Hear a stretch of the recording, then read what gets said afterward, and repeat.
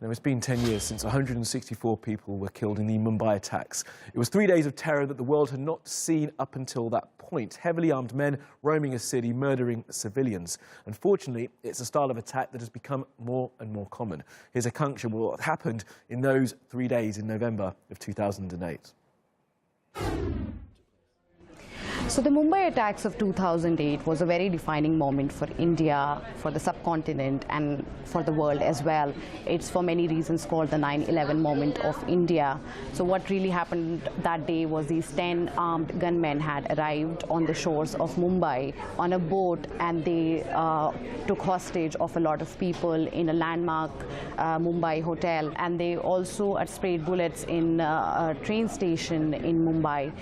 They also went to a cafe after that, which is again a landmark cafe, and also attacked a Jewish center. Then the siege was laid for 3 days.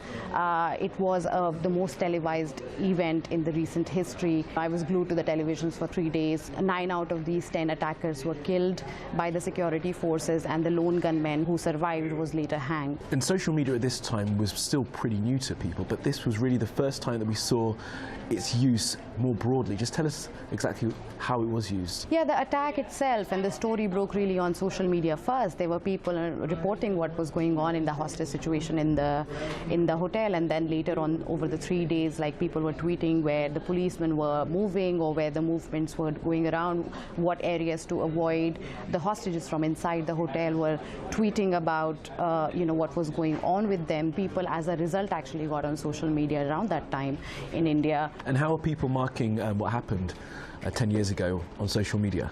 The tributes are really coming from around the world as well as from India, and in Mumbai I think they were really celebrating the spirit of Mumbai and how it stood defiant in face of this really gruesome attack. There are stories of courage and hope.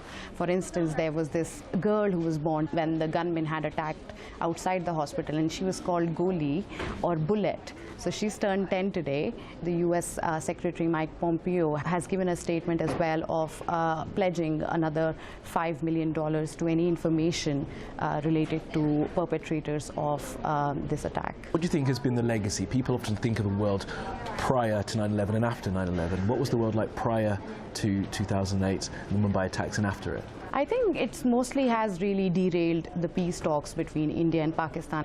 Under global pressure, Pakistan has really also tried some individuals in the court, but India has not really accepted. Also, in a way, exposed the rift between Pakistan's civilian government and also the military establishments. It has had a lasting impact on the relations between the two countries.